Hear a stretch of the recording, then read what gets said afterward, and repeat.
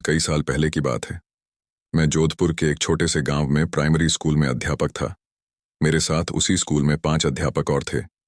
उन लोगों की शादी हो चुकी थी और उनका अपना अपना परिवार था और मैं कुंवारा था।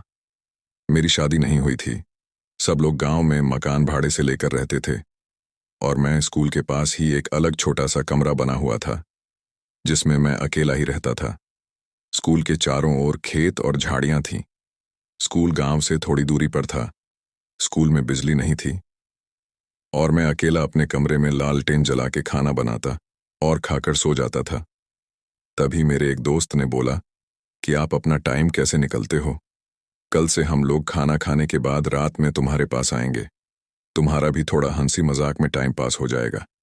दूसरे दिन स्कूल से छुट्टी होने के बाद घर पर जाकर खाना वाना खा के अपने कहे अनुसार मेरे सारे मित्र रात को 10-10 बजे मेरे घर पर आ गए और हम लोग बातें करने लगे। थोड़ी रात बीत गई। तभी हमारे एक मित्र ने कहा कि यहाँ पर ना तो बिजली है ना तो टीवी है। हम लोग बैठकर यहाँ पर क्या करेंगे, चलो आज हम लोग थोड़ी मस्ती करते हैं। दूसरे मित्र ने बोला, हम अपने साथ ताश के पत्ते लाए हैं, चलो खेलते हैं। और हम लोग धीमी लालटेन को जलाकर उसके सामने बैठकर ताश खेलना चालू कर दिया। थोड़ी देर बाद गर्मी लगने लगी तो हमने सारी खिड़कियां खोल दी तो अच्छी हवा आने लगी और हम लोग ताश खेलने में व्यस्त हो गए। तभी हमारे तीसरे मित्र ने बोला कि हमारे पास बीड़ी और माचिस भी है, बोलो तो बीड़ी सुलगाए। हम लोगों ने बोला क्यों नहीं। तो हमारे मित्र ने 4 बीड़ी जलाई। सबने एक एक बीड़ी अपने हाथ में ले ली।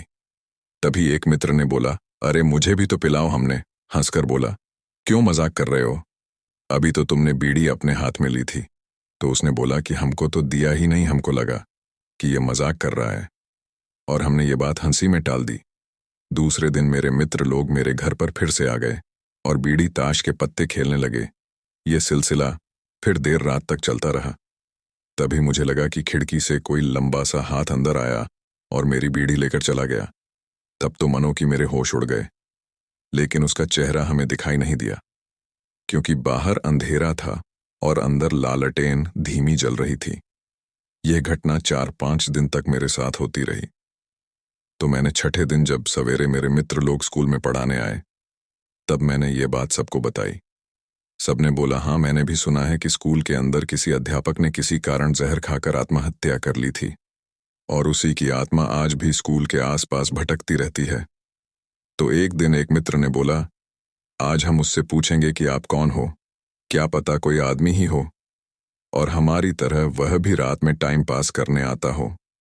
हमने बोला कि ठीक है। रात में मेरे सारे मित्र मेरे घर आए। आज तो 5वां आदमी भी खिड़की से अंदर आकर बैठ गया। साथ में ताश खेला और बीड़ी भी पिया।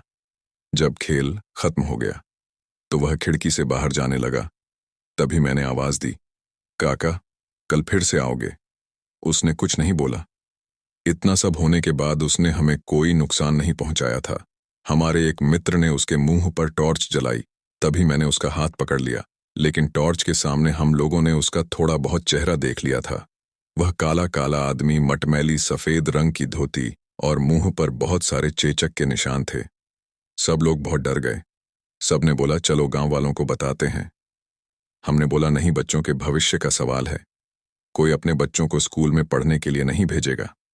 तभी एक मित्र ने बोला, चलो कल से जहां पर यह जलाया गया था वहां पर बीड़ी माचिस ताश के पत्ते रख देते हैं, क्या पता इसको भी इन चीजों में दिलचस्पी हो।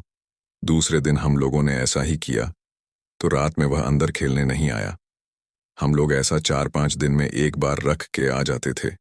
एक बार गांव वालों ने देख लिया और पूछा तो हमने सारी बातें बता दी।